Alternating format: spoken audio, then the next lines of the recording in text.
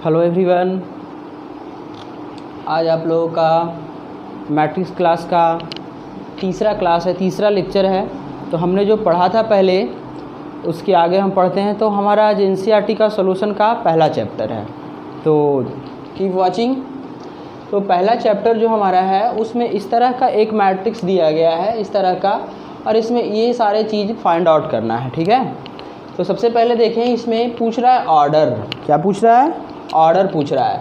तो सबसे पहला जो ऑर्डर निकालना है, ऑर्डर को हिंदी में हम लोग कोटि कहते हैं। तो आपको हमने बताया था कि जो ऑर्डर्स होते हैं वो नंबर ऑफ़ रोज और नंबर ऑफ़ कॉलम्स को रिप्रेजेंट करता है। ठीक है ना।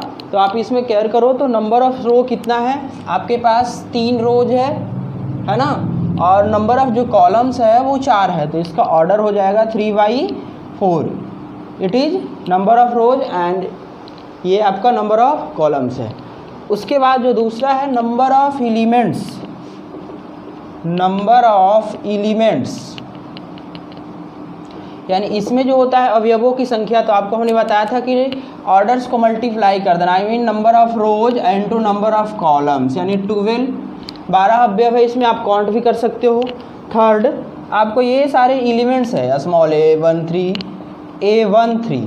तो a13 कहने का मतलब क्या है? पहले रो का तीसरा एलिमेंट्स। तो पहला रो ये है हमारा तीसरा एलिमेंट, 1 2 3 19। इसी तरह से ये a21 है, तो दूसरे रो का पहला एलिमेंट्स। तो दूसरे रो का पहला एलिमेंट्स क्या है? 35 है। फिर है आपका a33, मतलब क्या? तीसरे रो का तीसरा एलिमेंट। तो तीसरे रो का तीसरा एलिमेंट्स क्या है? -5 है। फिर आपका है a23, मतलब दूसरे रो का कौन सा? एक पहले भी है, 24 है। दूसरे रो का चौथा एलिमेंट्स, दूसरे रो का चौथा एलिमेंट्स, और 23 दूसरे रो का तीसरा एलिमेंट्स, 5/2।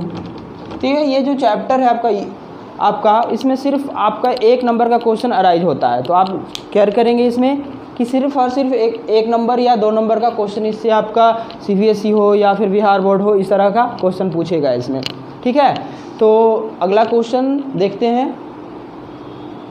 तो देखेंगे हमारा जो अगला क्वेश्चन है सेकेंड, वो है कि if a matrix has 24 elements, what are the possible orders it can have, और what if it has 13 elements. यानी इसमें कह रहा है कि यदि किसी आव्यूह में, किसी मैट्रिक्स में आपका 24 एलिमेंट्स हो तो उसका पॉसिबल जो आपका ऑर्डर है वो क्या क्या हो सकता है, यानी कि नंबर ऑफ़ रो और नंबर ऑफ़ कॉलम्स कितने बनाए जा सकते हैं, आपको ये रिप्रेजेंट करना है।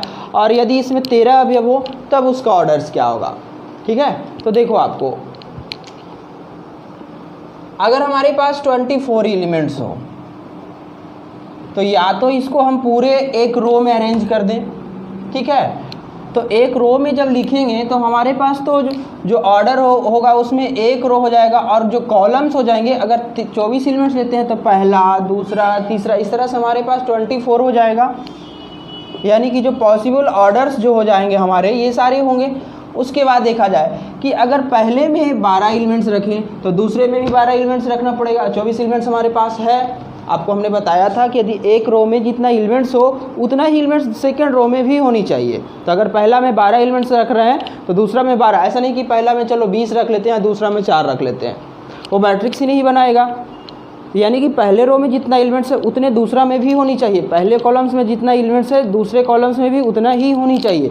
तो आप देखो, तो इसको अगर इस तरह से कर सकते हो, यानी कि पहला में 12 और दूसरा में भी 12 एलिमेंट्स रखा हमने, तो 2 रो हो गया और कॉलम्स आपका 12 हो गया।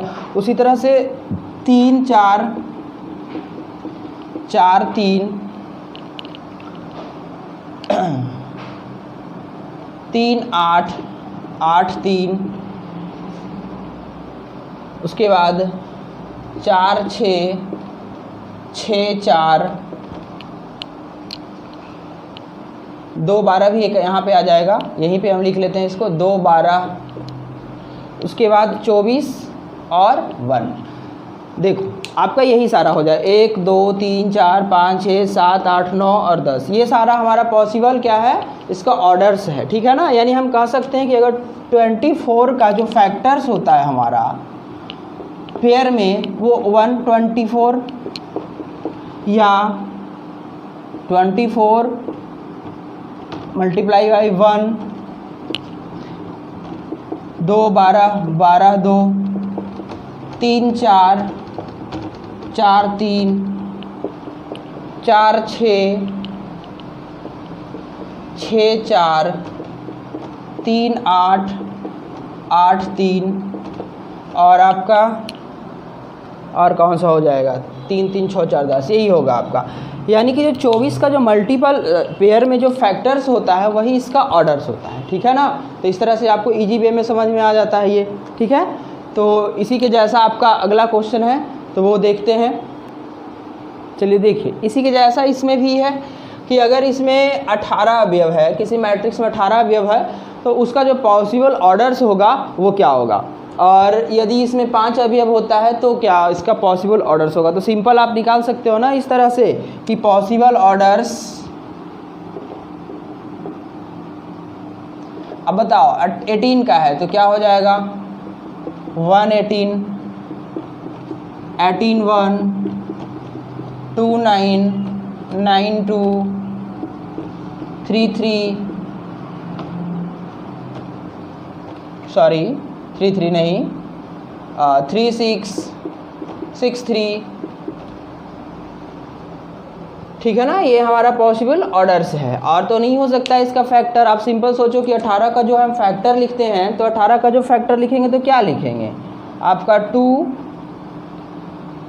इस तरह से लिखते हैं, तो एक बार इसके साथ, एक बार इसके साथ, एक बार इसके साथ, ठीक है ना।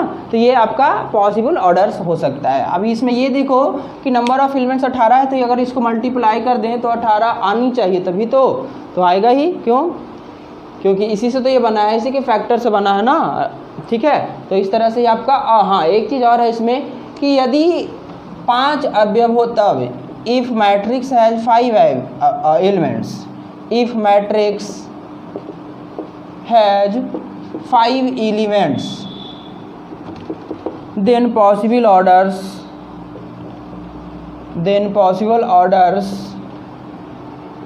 क्या हो जाएगा 1 5 या फिर 5 1। या तो इसको पांचों को जैसे ABCD ऐसे लिख दो E, तो इसका 1/5 हो जाएगा, या फिर इसको खड़ा कर दो इस तरह से, तो 5/1 हो जाएगा। सिंपल है, ठीक है। तो इस तरह से ये सॉल्व। अगला क्वेश्चन है, देखते हैं। देखो इसमें सिंपल है, बहुत आसान, बहुत इंपॉर्टेंट, 1 नंबर का या 2 नंबर का क्वेश्चन है कि construct a matrix which elements are following.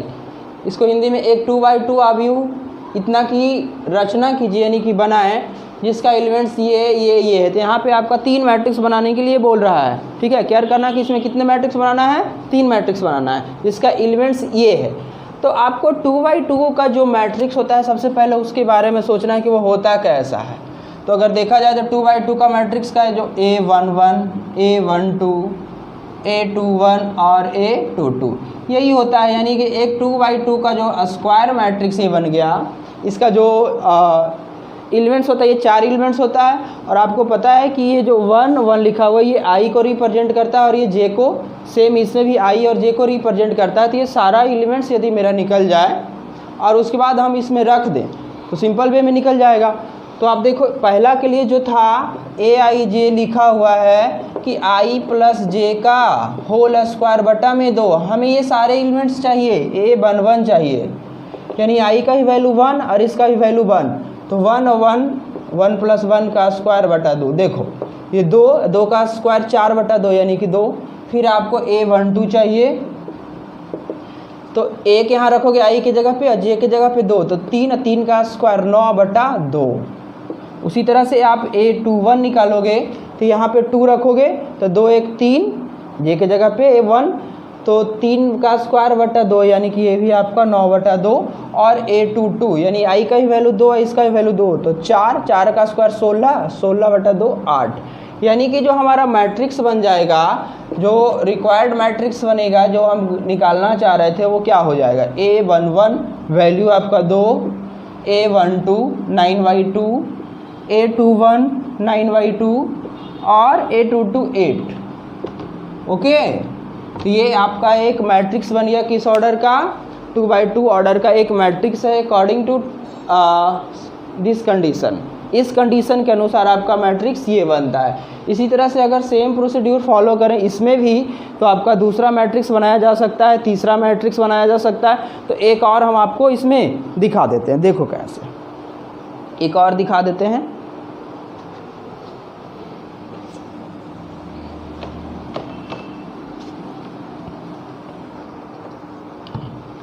दूसरा जो था आपका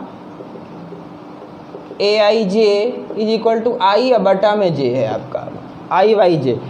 मैट्रिक्स तो आपका सेम ऑर्डर का है तो एलिमेंट्स आपका यही सारे होंगे, तो वो थोड़ा वैल्यू चेंज हो जाएगा, देख ले इसमें। तो A11 पहले निकालेंगे हम, तो आई का भी वैल्यू 1 और जे का भी वैल्यू 1, यहाँ देख लेते हैं 1/1 यानी कि 1।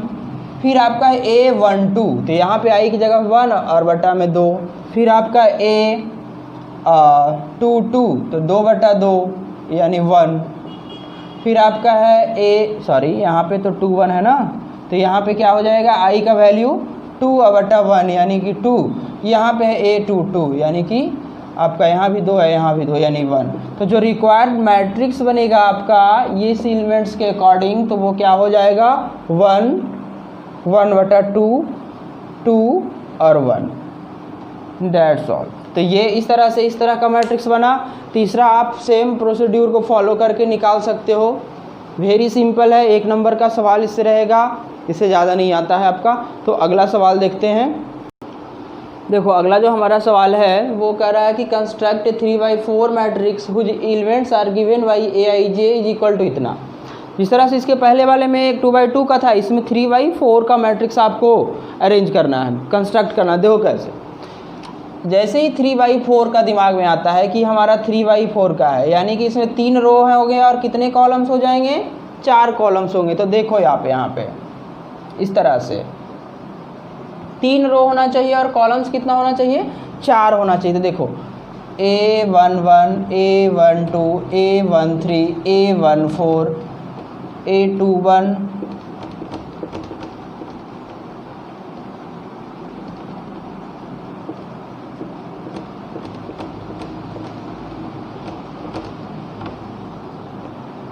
देखो इसको ध्यान से, ये 3/4 का मैट्रिक्स है कि नहीं, 3 रो है, ठीक है ना, और कॉलम्स इस तरह से आपका कितना है, 4 है। तो ये सारा एलिमेंट्स हमें पता होना चाहिए। उसमें 2/2 का था तो 4 एलिमेंट्स, 3/4 का है तो इसमें कितना एलिमेंट्स हो जाएगा आपका, 12 एलिमेंट्स। तो देखो सारे एलिमेंट्स का वैल्यू आप निकालो, फाइंड आउट करो और उसके बाद वहाँ पे वैल्यू रख दो। तो किस कंडीशन के अनुसार, क्योंकि इसका जो जनरल फॉर्म है इसके एलिमेंट्स का वो ये फॉर्म दिया हुआ है, तो इस फॉर्म में हम इसको वैल्यू को सब्स्टिट्यूट करते हैं। तो देखना सॉल्यूशन में Aij ये वाली वैल्यू है, तो सबसे पहले आप यहाँ पे एक बार लिख लो।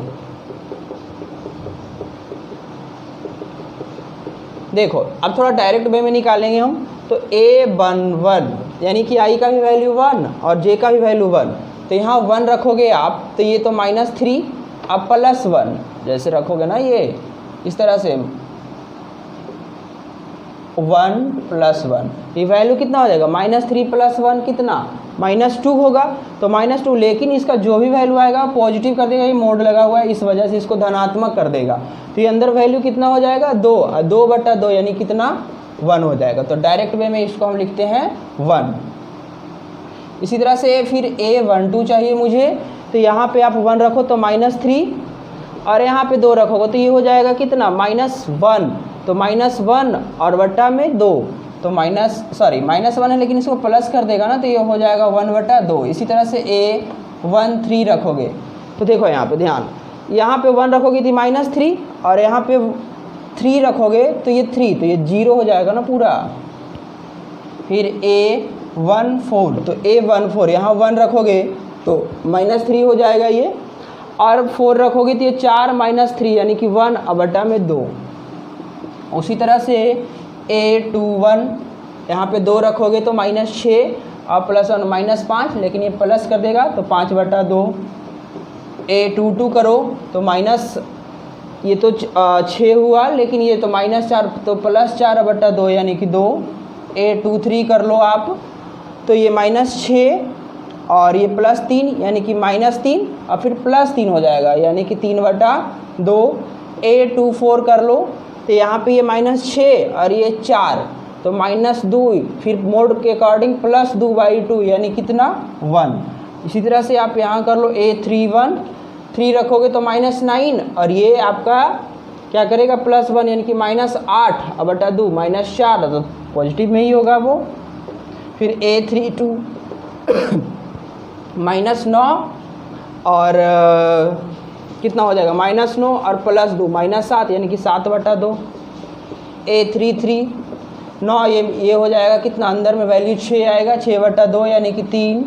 फिर A34 तो यहाँ पे आपका 9 और ये 4 तो 5 आ जाएगा, ये तो 5/2 हो जाएगा।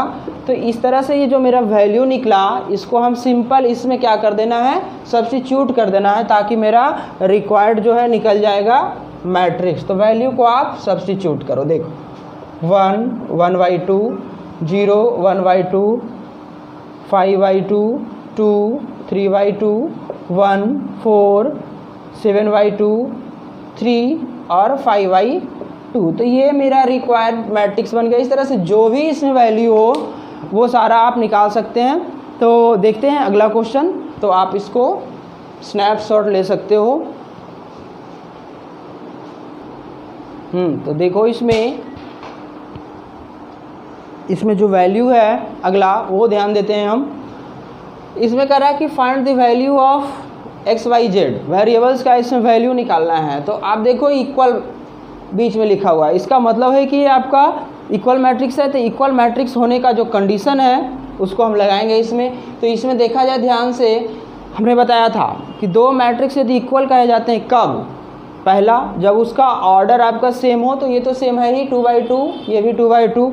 दूसरा उसके क्रॉसपॉन्डिंग एलिमेंट समान होनी चाहिए। क्रॉसपॉन्डिंग कहने का मतलब है कि उसका संगत अवयव बराबर होना चाहिए। तो संगत कहने का मतलब क्या होता है, बचपन से पढ़ रहे हैं, इसका पहला एलिमेंट्स ये वाले इसके बराबर, ये इसके बराबर, ये इसके और ये इसके। तो चलो यहाँ से तो XY का वैल्यू निकल गया कि मेरा X का जो वैल्यू हो गया वो 1 हो गया, Y का 4 हो गया और Z का 3 हो गया। ठीक है, इस तरह से इसमें वैल्यू निकल गया। अब हम इसमें इसका देखेंगे दूसरे का। तो इसका x + y = 6 और ये इससे ये वाली देख ले इसमें, तो x - y = 8। इसको अगर कंपेयर कर लें डायरेक्ट इसको, तो z का वैल्यू तो 2 हो जाएगा। ठीक है, और ये 5 + z, ये z है, सॉरी देख लेते हैं क्वेश्चन में, ये z नहीं होगा, यहाँ पे ये इसके बराबर करना है और z का वैल्यू यहाँ, तो ये आपका 2 हो जाएगा। सॉरी ये 2 है, नॉट z, ये 2 है। तो z का वैल्यू यहाँ से निकालेंगे हम। ये वाली वैल्यू अगर इसके बराबर करा जाए मेरा कि 5 + z = 5, तो यहाँ से z का जो वैल्यू हो जाएगा, z का वैल्यू 0 हो जाएगा, नॉट 2, ये 2 इसके बराबर था, सॉरी। अब इसमें देखो x + y 6 था और x × y 8 है, तो आप तो सिंपल निकाल ही सकते हो। इसमें 10th क्लास में आपने पढ़ा होगा। आप इसको ऑब्जेक्टिव मानो तो एक बार में ऐसे निकाल दो। देखो या तो इसको ये दोनों कंडीशन को सेटिस्फाइड करे तो XY का वही वैल्यू हो जाएगा। तो यहाँ पे 4 + 2 रख लो या फिर 2 + 4 रख लो। तो इसमें भी आप कर सकते हो 4 × 2 या 2 × 4, कंडीशन सेटिस्फाइड है ना। इसमें कहो कि 3 + 3 क्यों नहीं लिखे, अगर 6 हो जाता 3 + 3, लेकिन मल्टीप्लाई करने के बाद 8 होता, सॉरी 8 नहीं होता, 9 हो जाता, इसीलिए। तो आप डायरेक्ट वे में यहाँ से x का जो वैल्यू लिख सकते हो कि x का जो मेरा वैल्यू हुआ या तो 2 या तो 4, और y का जो वैल्यू हुआ उसी तरह से या तो 4 या तो 2। ठीक है ना, इस तरह से दो, अगर x का वैल्यू 2 है तो y का वैल्यू 4, और x का वैल्यू 4 है तो y का वैल्यू 2। अगर एक नंबर में आता है तो आप इतना डायरेक्ट लिख सकते हो। अगर 2 नंबर में आए, थोड़ा सा लिटरेचर कर लेंगे हम कैसे। अब देखो ध्यान से, यहाँ से देखा जाए तो y का जो वैल्यू होगा वो क्या हो जाएगा, 6 - x होगा, और इस y का जो वैल्यू ये आया ये इसमें सब्स्टिट्यूट कर लो, यानी कि x और इंटू y का वैल्यू कितना है 6 - x = 8। आप इसको कर लो, 6x - x² = 8। तो इसको सॉल्व कर लो आप पहले, इसको x² - 6x + 8 = 0। तो यहाँ का क्वाड्रेटिक इक्वेशन है, आप जैसे 10th में पढ़े हो तो यहाँ से दो वैल्यू निकलेगा, एक 4 और एक 2 निकलेगा, या 2 4 कह लो, वही बात है। x का वैल्यू 2 और 4 की जब 2, तो जब x का वैल्यू 2 रखोगे तो देखो यहाँ पे 2 रखोगे तो y का वैल्यू ऑटोमेटिक 4 आएगा, और जब x का वैल्यू आप 4 रखोगे तो y का वैल्यू 2 आएगा। तो इस तरह से 2 नंबर में करके दिखा सकते हो, 1 नंबर में आया तो पहले वाला प्रोसेस मच बेटर। ठीक है, इसका अगला जो क्वेश्चन है हमारा एक और है, इसमें उस तीसरा क्वेश्चन को हम देख लेते हैं। तो इस तीसरा जो हमारे पास क्वेश्चन है वो हम यहाँ पे लिख लेते हैं पहले।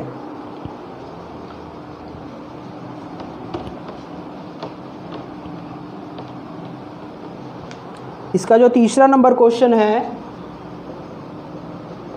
वो है x plus y plus z और x plus z y plus z is equal to 9 5 और 7। इसमें कह रहा है कि find the value of x y z का मान आपको फाइंड आउट करना है। तो आप इसमें देखो सिंपल कि ये कंपेयर कर लोगे इससे, क्योंकि इसमें ऐसा नहीं है कि इसमें 3 एलिमेंट्स है, इसमें 2 एलिमेंट्स, इसमें 2 नहीं, ये प्लस है तो ये आपका एक ही एलिमेंट्स ये है, एक एलिमेंट्स ये है और एक एलिमेंट्स ये, यानी कि रो में एक एलिमेंट्स है और एक कॉलम है हमारा जिसमें 3 एलिमेंट्स है, यानी कि ये कॉलम मैट्रिक्स है जिसमें केवल एक कॉलम है, ये भी उसी के जैसा। तो आप कंपेयर कर लोगे डायरेक्ट, तो जिसमें देखोगे कंपेयर करने के बाद आपका x plus y plus z is equal to 9, ये हो जाएगा x plus z is equal to 5 और y plus z is equal to 7। इसको यदि 1 माने, इसको 2 माने, इसको 3 माने इक्वेशंस, तो देखो इसमें x y z का वैल्यू निकालना कितना सिंपल हो जाएगा। पहला इक्वेशन में दूसरा को घटा दो, x z कट जाएगा, y बच जाएगा, यानी कि from equation first minus second, पहला में दूसरा को घटा दो, तो ये इसको इससे घटाओगे, ये कटेगा तो बचेगा बाई और इसमें बचेगा 4। सिमिलरली आप दूसरा में तीसरा को घटाओगे, पहला में दूसरा को घटाया, पहला में अब क्या करो आप तीसरा को घटा दो, तो जैसे ही पहला में तीसरा को घटाओगे बाई जेड कट जाएगा, बचेगा क्या x, तो x का वैल्यू कितना आ जाएगा 2। अगर सिमिलरली आप कर लेते हो कि फ्रॉम फर्स्ट माइनस सेकेंड तो थर्ड, तो ये बाई जेड कट जाएगा, वैल्यू बचेगा x का वैल्यू कितना 2, 9 में से बन जाएगा। अब ये x का वैल्यू 2, बाई का वैल्यू 4, तो डायरेक्ट ये दोनों का मान समीकरण 1 में रख लो, या हमें निकालना z का है तो बाई का यहाँ पे रख लो, 5 आ जाएगा। जो भी वैल्यू आ जाए आप निकाल लेना इस तरह से। बाई का वैल्यू 4 है ना, तो ये z का वैल्यू 3 आ जाएगा फ्रॉम इक्वेशन थर्ड, या जो भी देखना है कहीं भी रख लो, सेकंड में रखना है सेकंड में रख लो। तो सेकंड में है x प्लस जेड, तो x का वैल्यू 2 यदि रखा जाए तो z का वैल्यू 3 आ जाएगा, यानी कि z का वैल्यू 3। तो इस तरह से x y z का वैल्यू मेरा निकल गया। किसी भी तरह का आप इसमें हो, आप इजीली वे में इसको निकाल सकते हो। तो जो 7वां नंबर सवाल है आपका, उसी तरह से इसमें 7वां है, देख लेंगे हम इसका 7वां भी।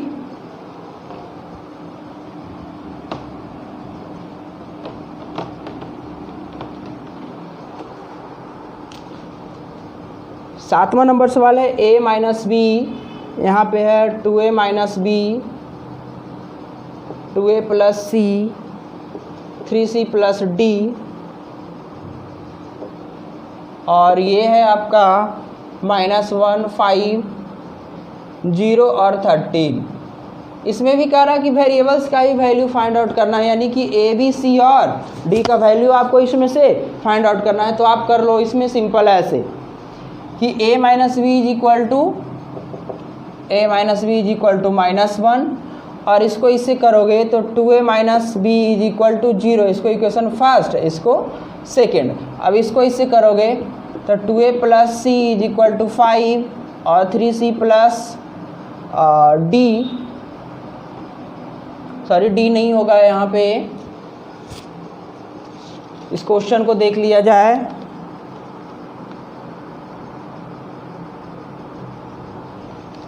ये क्वेश्चन में ऐसे लिखा हुआ है 3c plus D is equal to 13। चलो कोई नहीं, निकल जाएगा। ये a माइनस बी है और यहाँ से ए बी का वैल्यू निकाल लेंगे हम, तो a का वैल्यू निकालेंगे, यहाँ c का निकल जाएगा, फिर यहाँ से d का निकल जाएगा। चलो कोई नहीं, ये आपका तीसरा मान लो और इसका चौथा। अब देखो इसको सॉल्व कर लो। Solving equation first and second, पहला और दूसरा को आप सॉल्व कर लो। तो आप जैसे भी 10th में पढ़ा है आपने विलोपन विधि, इल्यूमिनेशन मेथड जो है उसके अकॉर्डिंग आप इसको सॉल्व कर लो। तो ए का वैल्यू देखो, सिंपल सब्सट्रैक्ट कर दो, ये कट जाएगा सब्सट्रैक्ट करेंगे तो, और ये माइनस है और इधर बचेगा कितना -1, यानी ए का वैल्यू जो हो जाएगा मेरा 1 हो जाएगा। होगा ना, ये एक में से 2 ए जाएगा तो -a, और ये तो -1 है ही, तो ये ए का वैल्यू 1 हो जाएगा। जैसे ही ए का वैल्यू आपका 1 होता है तो बी का वैल्यू कितना हो जाएगा, 2 हो जाएगा। जैसे ही ए का जगह पे आप 1 रखो, ठीक है, तो ये इधर आएगा 2 और ये इधर जाएगा तो बी पॉजिटिव 2। ए और बी का वैल्यू हमने फाइंड आउट करा। अब इस ए का वैल्यू यदि 3 में रख दिया जाए तीसरा इक्वेशन में, तो सी का निकल जाएगा, और जब सी का निकल जाएगा तो उसको 4 में रखा जाएगा तो डी का निकल जाएगा। तो आप रख सकते हो putting the value of a in equation third. तो थर्ड में जैसे ही रखते हो तो 2 गुना 1 plus c is equal to 5, इसीलिए सी इज इक्वल टू कितना 3। फिर putting the value of c in equation 4, putting the value of c in equation 4, तो 4 क्या है 3c है, तो 3 सी का value 3 plus D is equal to 13। तो ये आपका जो है 9 हो गया, 9 जाके घटेगा तो d इज इक्वल टू कितना हो जाएगा 4। तो लास्ट में सारे को एक जगह पे लिख लेना कि a का जो वैल्यू मेरा 1, b का 2, c का 3 और d का 4। आप सारे का वैल्यू इसमें रखोगे ना तो ये एलिमेंट्स मिल जाएगा, यानी करस्पॉन्डिंग एलिमेंट समान होनी चाहिए तभी सही है, अदरवाइज गलत है। तो आप इसको चेक कर सकते हो। अगला क्वेश्चन जो है हमारा वो उस पर ध्यान देंगे, वेरी वेरी इंपॉर्टेंट, ये आपका 100% एग्जामिनेशन में आएगा, ठीक है, ध्यान रखना। कह रहा है कि हमारे पास A is equal to AIJ M cross N a का स्क्वायर मैट्रिक्स हो, तो निम्न में से कौन सा कंडीशन सही होगा। स्क्वायर मैट्रिक्स यानी वर्ग आव्यूह, वैसा आव्यूह जिसमें नंबर ऑफ रो और नंबर ऑफ कॉलम्स क्या होनी चाहिए, इक्वल होना चाहिए। तो आप देखो ये अगर एक स्क्वायर मैट्रिक्स होगा कब, जब ये दोनों आपस में बराबर हो, 2/2 हो, 3/3 हो, 4/4 हो। तो वो कंडीशन देखो इसमें कि कौन सा होगा, तो थर्ड होगा ना कि दोनों बराबर होना चाहिए। कभी नहीं है कि कॉलम्स ज़्यादा हो जाए रो कम हो, या फिर रो ज़्यादा हो कॉलम्स कम हो, ऐसा नहीं होना चाहिए, दोनों हमेशा समान होना चाहिए। तो एक स्क्वायर मैट्रिक्स होने के लिए अगर इसका ऑर्डर m क्रॉस n है तो m is equal to n, ठीक है ना। Very very important question for all exam board examination. और इसमें देखा जाए कह रहा है कि x के किस वैल्यू के लिए ये दोनों सर्टिफाइड करता है, मतलब दोनों बराबर हैं, ठीक है ना, कि x के किस मान के लिए दोनों बराबर है। तो ध्यान दो, अगर यहाँ से x का वैल्यू हम फाइंड आउट करें, ये वाला इससे बराबर कर लेंगे, तो 3x plus 7 is equal to 0। तो x का जो वैल्यू ये 7 जाएगा उधर माइनस में या फिर ये बट्टा में, और यहाँ से जो x का वैल्यू निकालेंगे हम, ये अगर 4 है तो ये कितना आ जाएगा, आप ध्यान दो, इधर जाएगा ये वैल्यू तो 2 हो जाएगा, तो x का वैल्यू कितना हो जाएगा, ये अगर जाएगा उधर तो 2 और बट्टा में फिर हो जाएगा -3। ये दोनों आपका बराबर है नहीं है, तो एक ही मैट्रिक्स में वेरिएबल्स का वैल्यू अलग अलग नहीं हो सकता। आई मीन ये पॉसिबल ही नहीं है कि दोनों मैट्रिक्स समान हो। तो जब दोनों मैट्रिक्स समान ही नहीं है तो ऐसा ये नहीं है कि y का वैल्यू यहाँ से निकालें और यहाँ से निकालें तो सेम ही हो। अगर सेम होता भी है तो इसका पॉसिबल नहीं है, क्योंकि मैट्रिक्स इक्वल नहीं माना जाएगा, फिर हम वैल्यू कुछ भी रख लें। जब मैट्रिक्स सेम ही नहीं है तो x का वैल्यू नॉट पॉसिबल, तो y का यदि सेम भी आए तो वो नॉट पॉसिबल ही होगा। बहुत सारे ये देख लेते हैं कि चलो x का तो सही नहीं है, लेकिन y का अगर देखा जाए यहाँ से तो y का वैल्यू इसको सेम करेंगे तो 7 आ जाएगा, और यहाँ से भी 7 आ जाएगा, तो x का नॉट पॉसिबल, अब y का 7 कर लेते हैं, जो कि बिल्कुल गलत है। x का यदि नॉट पॉसिबल हो रहा है तो y का भी इसमें नॉट पॉसिबल होगा, क्योंकि एक मैट्रिक्स में अगर एक वेरिएबल्स और दूसरा एक वेरिएबल जो है दोनों में सेटिस्फाइड नहीं कर रहा है तो दूसरा भी सेटिस्फाइड नहीं करेगा। यदि करता है फिर भी वो इक्वल मैट्रिक्स के रिलेटेड नहीं होगा। सो आपका इसमें नॉट पॉसिबल है। अगला क्वेश्चन देखेंगे हम। अगला क्वेश्चन बहुत ज़्यादा इंपॉर्टेंट है, थोड़ा समझने वाली बात है। इसमें हमने एक चैप्टर पढ़ा था 11th में, परमुटेशन एंड कॉम्बिनेशन, उसका यूज करेंगे इसको समझने के लिए। हम ध्यान देना, इसमें क्या क्वेश्चन क्या है जो देखो, the number of all possible matrixes of order 3/3 with entry 0 या 1, यानी कि 3/3 ऑर्डर्स का ऐसा कुल अवयवों की संख्या कितनी होगी जिसका एंट्री जो है एलिमेंट्स या तो 0 हो या तो 1 हो। 3/3 का यानी 9 एलिमेंट्स होना चाहिए और प्रत्येक लोकेशन पर या तो 0 रखें या तो 1 रखें, उसके अलावा कोई दूसरा वैल्यू नहीं रखें। तो उससे रिलेटेड कितना मैट्रिक्स बनाया जा सकता है, तो काउंट करना अगर ऐसे बना कर काउंट करें, नॉट पॉसिबल। ठीक है ना, जैसे आपने परमुटेशंस पढ़ा था। ठीक है, फंडामेंटल प्रिंसिपल ऑफ काउंटिंग में आपने पढ़ा था ना कि अगर एक लोकेशन को फिल करने का इतना तरीका है, दूसरे को इतना तरीका है, तो टोटल नंबर ऑफ काउंटिंग्स जो हो जाएगा वो सारे को हम क्या करते थे, मल्टीप्लाइड करते थे। सेम अगर हमारे पास ये वैल्यू देखा जाए तो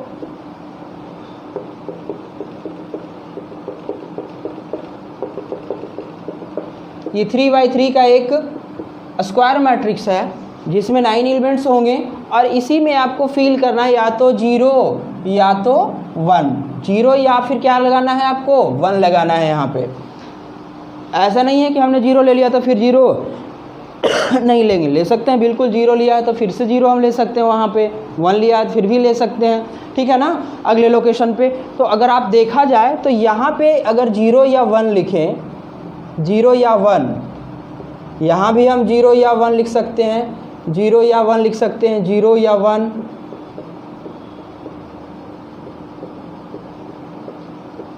ये हमने ऑब्लिक लिखा है, बटा में नहीं समझ लेना, 0 या 1, नहीं तो ऐसे कॉमा दे के समझ लो आप, 0 1, इसको ऑब्लिक मत, ऑब्लिक है ये, या फिर कॉमा दे लो, या तो यहाँ पे भी हम 0 1 लिखें इस तरह से। ठीक है ना, तो हमारे पास पहला जो यहाँ पे जो फिल करने का हमारे पास एलिमेंट्स है, 2 एलिमेंट्स है, दूसरा में भी 2 एलिमेंट्स है, तीसरा में भी 2 एलिमेंट्स है। इसी तरह से सारे जगहों पे हमें कितना एलिमेंट्स है, 2 ही एलिमेंट्स है। तो जो टोटल नंबर ऑफ मैट्रिक्सेस हो जाएंगे ये सारे को हम क्या कर लेंगे, according to fundamental principle of counting के अकॉर्डिंग इसको मल्टीप्लाई कर लेंगे। तो 3 3 6 3 9 यानी कि 2 पर पावर 9, 2 पर पावर 9 कितना होगा, 512। ठीक है ना, तो इतना मैट्रिक्स बनाया जा सकता है। तो क्या आप 512 मैट्रिक्स को काउंट करोगे और एक भी आपका मिस नहीं होगा? ऐसा पॉसिबल बिल्कुल भी नहीं है। तो हम इसमें लगाएंगे कौन सा rule, fundamental principle of counting. तो ये जो हमारा हो गया टोटल नंबर ऑफ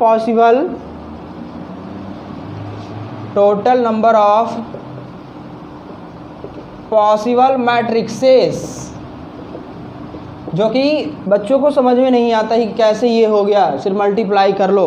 तो ये कौन सा रूल था, फिर से हम दोहरा दे रहे हैं, परमुटेशंस का रूल था, फंडामेंटल प्रिंसिपल ऑफ काउंटिंग। तो आप इसको ध्यान में रखें, काफ़ी इंपॉर्टेंट है। तो ये आपका एक्सरसाइज कंप्लीट होता है 3.1। इसमें आगे जो है इसका ऑपरेशंस पढ़ना है, additions, multiplications, subtraction and problems related to it. उसके बाद इसका एप्लीकेशंस है।